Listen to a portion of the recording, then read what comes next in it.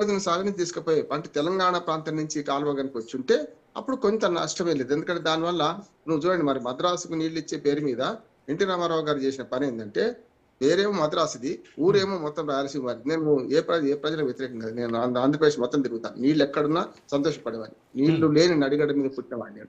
కనుక సమస్య ఏంటంటే నీళ్లు రైతులకు అవసరమే, కాదంటలేదు. కానీ ఆనాడు తెలుగు గంగ ప్రాజెక్ట్ పేరు చెప్పి ఎంత దోపిడీ జరిగిందో చూసినాం కదా.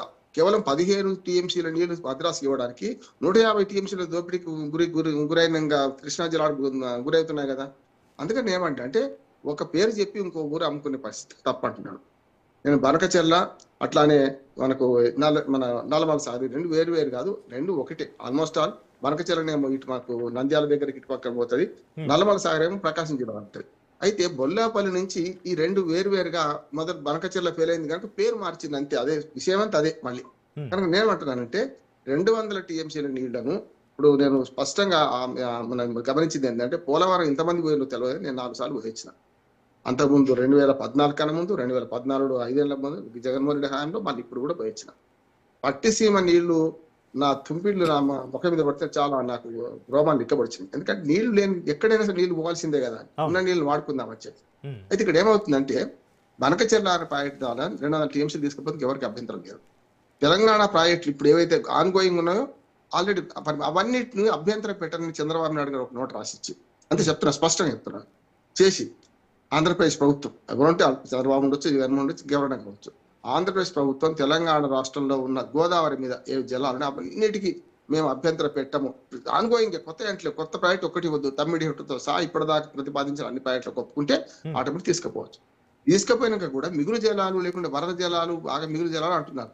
గోదావరిలో ఇప్పటికీ నీటి పంపిణీ సరిగ్గా జరగలేదు, మిగులు జలాల వస్తే తీరలేదు.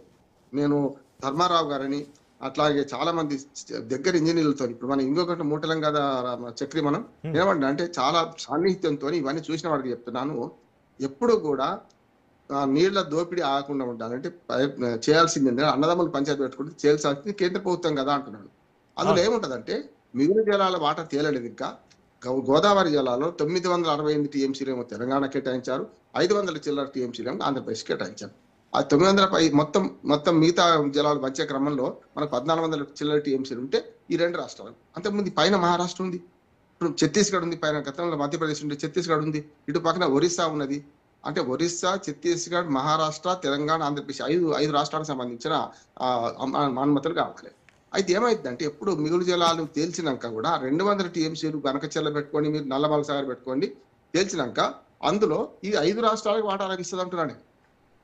ఎప్పుడైతే కృష్ణా ఇంటర్ రివర్ చేంజ్ అంటాం, గోదావరి నుంచి కృష్ణాలో పడేస్తే ఇప్పుడు పట్టిసీమ ద్వారా తరలిస్తున్నారని నీళ్ళు దానికి బదులు అదే గోదావరిలో నుంచి తరలిస్తున్నందుకు కృష్ణా జలాల్లో 3 రాష్ట్రాలకు పైన వాటా లభించింది. కానీ దానికి దిక్కు దశ లేదు.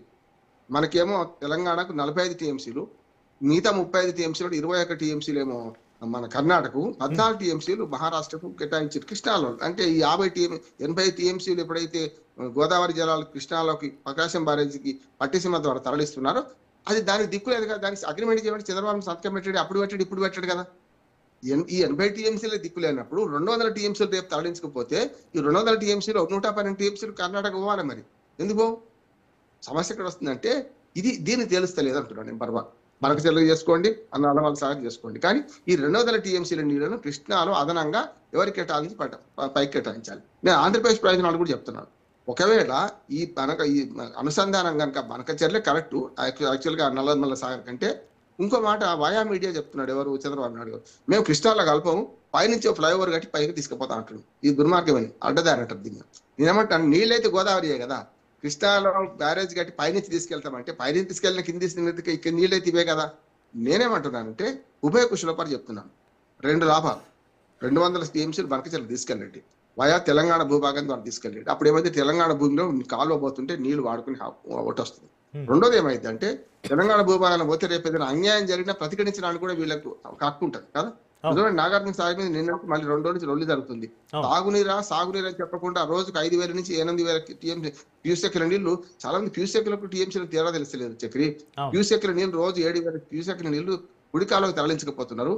దుర్మార్గం కాదా? దీన్ని తెలంగాణ ప్రభుత్వం అభ్యంతరం పెడితే సిడబ్ల్యూసీ అప్లై చేస్తలేదు, కృష్ణా రివర్ బోర్డ్స్ మాట్లాడతలేదు అంటున్నాను నేను. అందుకనే ఉభయ కుశల పరిష్కారం చెప్పి నాకు ఇద్దరు కావాలి. నేను స్పష్టంగా చెప్తున్నాను. 200 టీఎంసీలు తీసుకుపోవడం అభ్యంతరం లేదు. తెలంగాణ